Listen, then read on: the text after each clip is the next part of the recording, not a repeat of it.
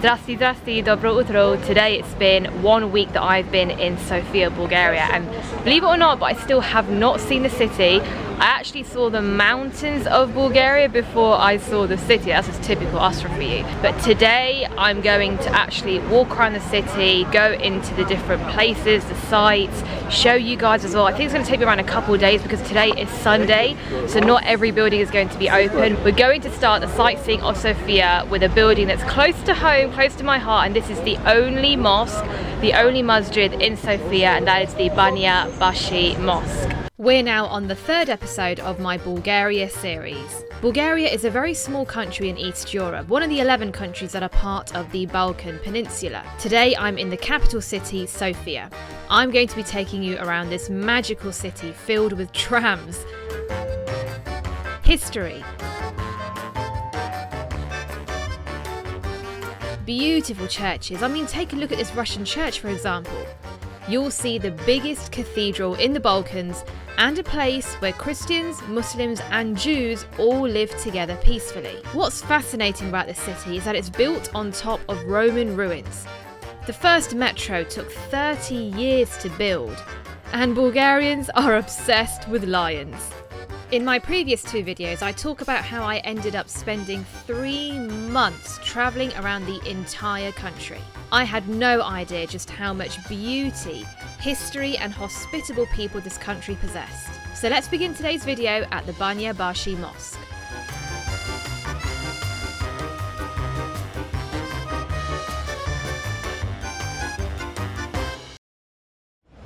So this mosque was built when the Turks were ruling Sofia, and they had a law that you could build whatever temple you wanted of any faith. You could build a synagogue, a church and so forth, but whatever religious building was built, it was not allowed to be taller than this mosque. Sofia is one of the oldest cities in the whole of Europe, filled with so much history and so much culture. I'm sitting in an area right now called Serdica, which goes back 7,000 years, when a Thracian tribe ruled the area and created a settlement around Sofia called Serdica, and Serdica is named after their tribe.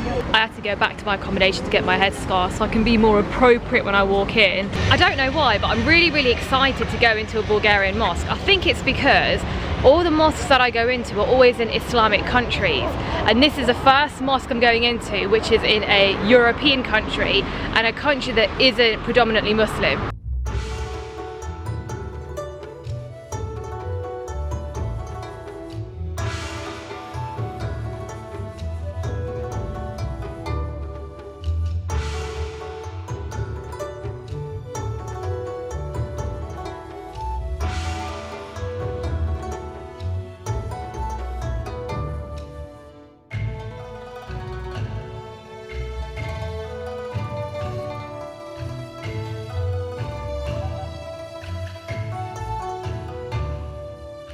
These amazing Bulgarian people told me to sit with them and eat. We're all Musliman, yeah, Musliman. Alhamdulillah.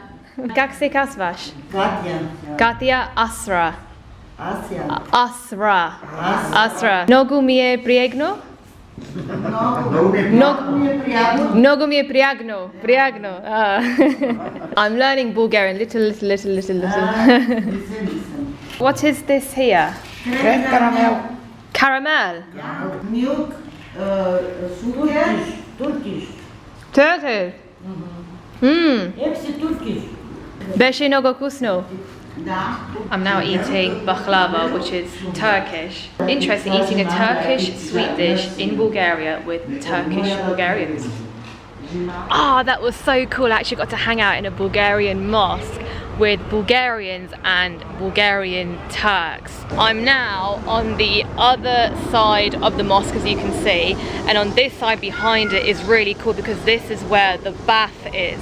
This is the most photographed building in Sofia, and you can see why, because of how beautiful the building is. When the Turks were ruling Bulgaria, they had a love for bathing, so they built this hammam meaning bath. And because it's right next to the mosque, the name of the mosque, Banya Bashi, Banya means to wash. And this area was a public mineral bath area. And it was a place where people from all different walks of life, so you could have the local cleaners, a priest, or even someone who's a high position in parliament, be in this public bath, talking, sitting together, just enjoying time in this public bath. It's now no longer a bath, it's now been turned from a bath into a museum, which is a shame because I would have preferred a bath, to be honest. Okay, it gets even more interesting. So why is it called the Banya Bashi Mosque? You know, why is it the bath mosque? Why is there a bathhouse here? Because all of this area has been built on natural springs. And I'm going to take you over to where they sort of built like fountains for the springs, which is really, really cool. Here I am at the natural spring, so they've built it into like little fountains. And at the weekends, so today is a Sunday, at the weekends you'll see people come here with big bottles, filling up this water. This water is pure natural mineral water, and they fill it up and they take it home and use this water for the week until the next weekend. These springs are called natural cool springs, but this water is hot. I'm sort of struggling to touch it. Now, why is it called cool springs when the water is hot, right? The temperature of this water cannot exceed 37 degrees. 37 degrees for a spring in Bulgaria is cool, because in Bulgaria there are springs in different parts of the country that exceed over 100 degrees Celsius. So 37 degrees is pretty cool. The locals here believe that because the water is pure and it's full of incredible minerals, that it can really help with heart diseases, aches in your joints, and it's really helped with your health in general, which is why it is a ritual for a lot of the locals here that on the weekends you must come here, collect as much water as possible to last you the week until the next weekend. Right, I am now outside the Sophia Synagogue. In Judaism there are two communities, and this synagogue is the largest Sephardic synagogue in the whole of Europe. Now, I have never been into a synagogue in my life, so I am very excited to go into my very first synagogue. I've been told that this building is absolutely beautiful from inside. Let's go check it out. Oh, this really is very, very beautiful.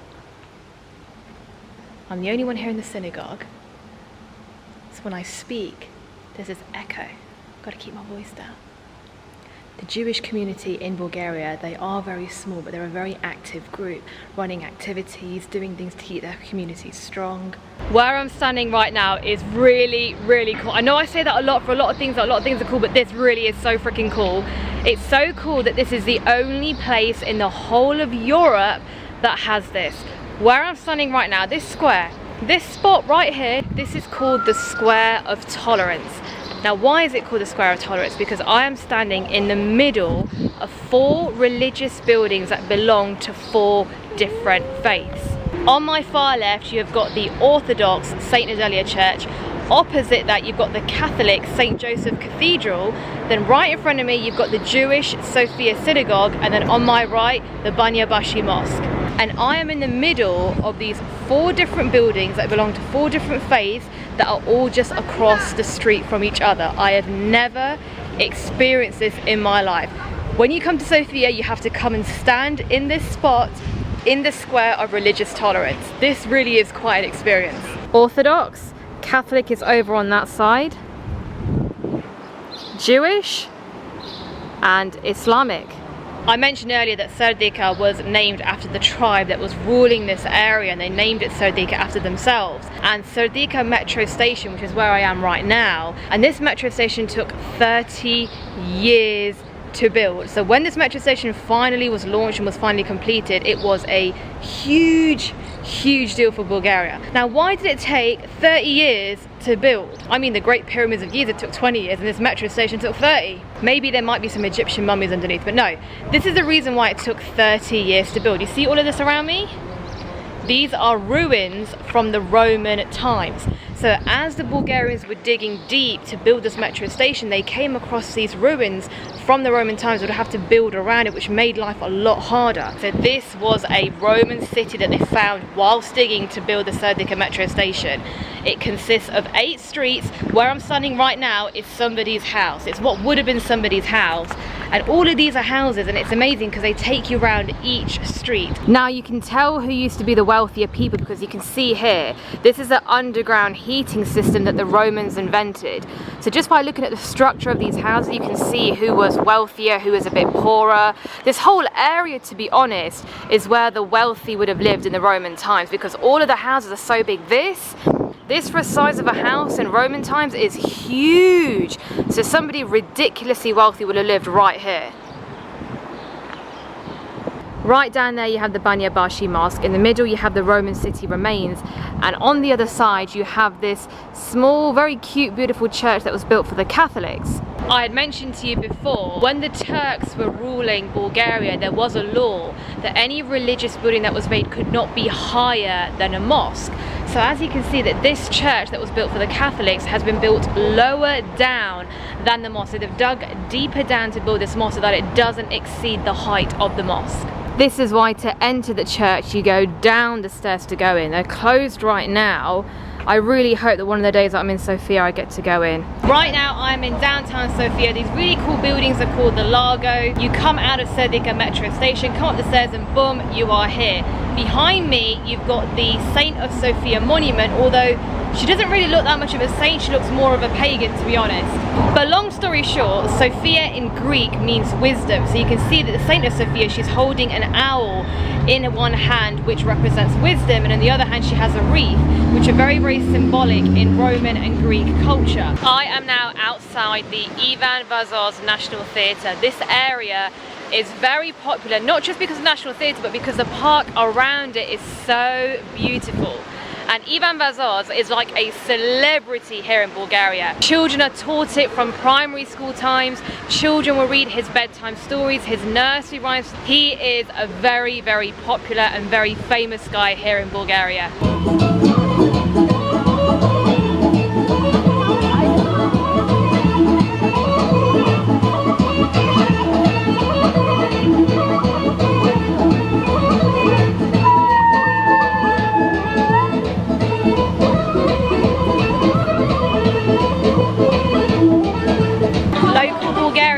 Traditional Bulgarian dance.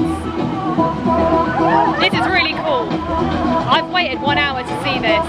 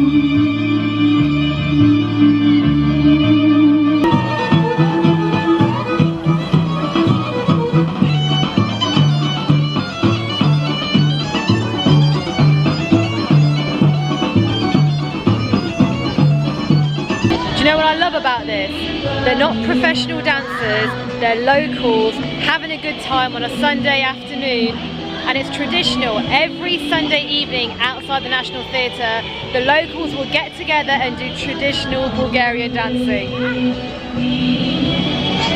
I love that, it's keeping the community strong. I'm outside the Presidency building. What's really cool about this building are the guards. there are 4 guards, 2 outside and 2 inside. The 2 inside, they guard the national flag. Every hour, on the hour, they change guards, just the way they do in Greece. You've got to watch my Athens YouTube video, it's brilliant. Every hour on the hour, they change guards, and then every 15 minutes, apparently they do some sort of like a stretch to stretch their legs and so forth. So it's coming up to the end of the 15 minutes. Let's see if anything happens. The history on how these guards were selected is insane. I'm not going to go into the whole history, otherwise we'll be here all day. You've got to research it.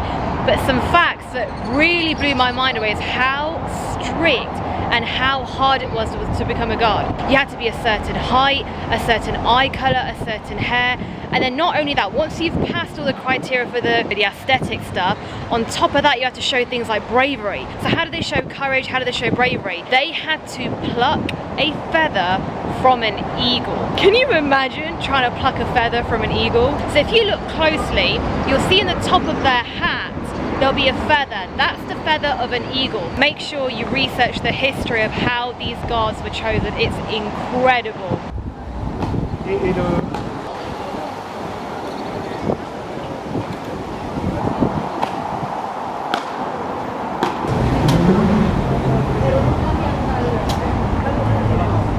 So that we just saw then, that was the 15-minute stretch. Every 15 minutes they do that quick routine just to stretch their legs and give themselves a little break. I guess they're softer than the Greek guards, eh? And I'm waiting here till 8 PM because apparently on the hour, every hour, they'll actually change guards. So we've got 15 minutes left. Let's see what happens. While we're waiting, I'm gonna let you know that hidden away the presidency building, a lot of people don't know about this, you have got the Rotunda Church right in there. You see that church down there? You can actually go back in there, and I think you can go into the church as well. Make sure you go down there. Let me take you right now. People don't actually know that you can walk round the presidential building and come in and check out this church. I don't want to miss the changing of the guards, so I might not go into the church now. It might not even be open because it is almost 8 PM. But make sure you walk around, come in and just check out this beautiful, beautiful, cute little church, just tucked away inside the presidency building.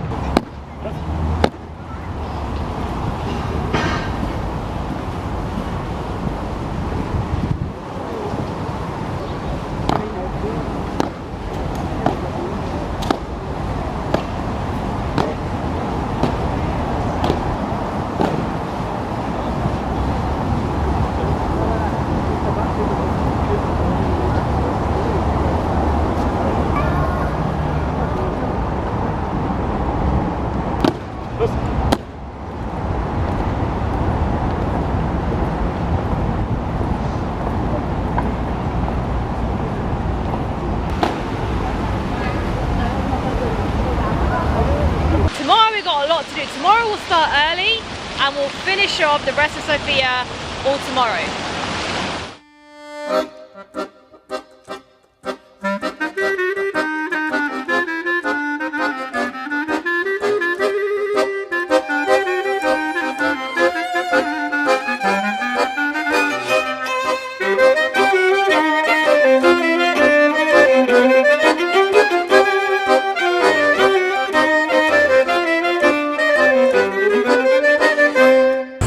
Has got 2 very famous bridges. One is the Lion Bridge, which is where I'm standing right now, and the other is the Eagles Bridge.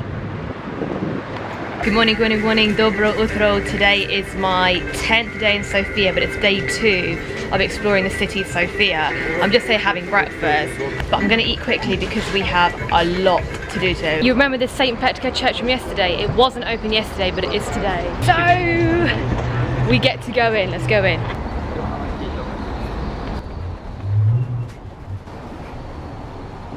That was really weird because even though I offered to pay more for having my camera, she just wouldn't let me take any photos or videos at all. But it's so cool because the ceiling inside is dome shaped. It's a small little cute church.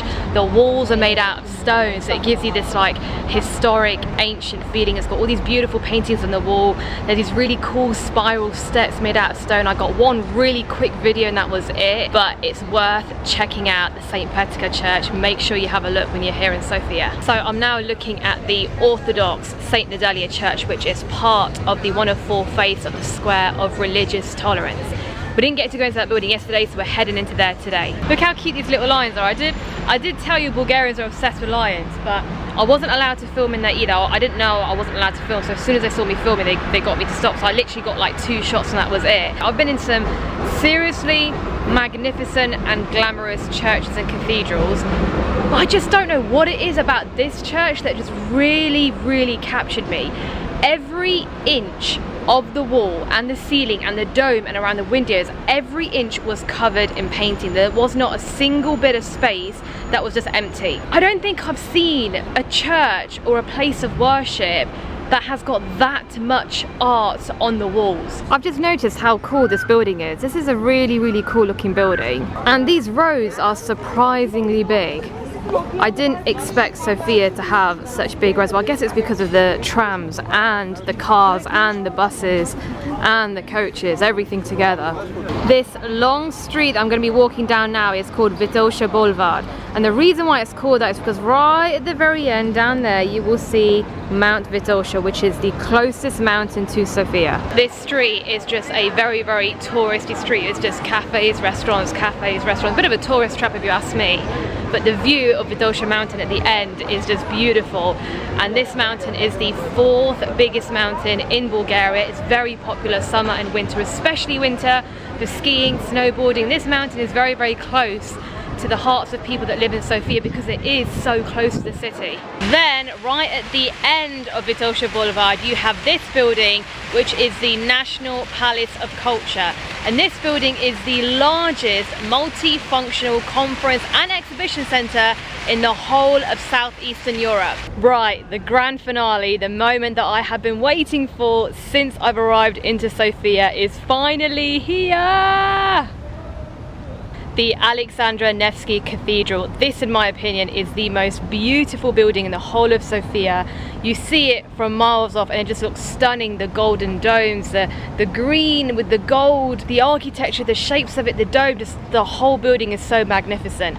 I'm not taking my camera inside, so you will have to come to Sofia, Bulgaria to see it for yourself. But if it looks this grand from the outside, can you imagine the inside? This is how you end the day. You come to the coolest rooftop bar in Sofia, Bulgaria. Panoramic views of the city, and it's just unbelievable. I can see the mountains, I can see Alexandra Nevsky Cathedral, the roads, all the cool buildings.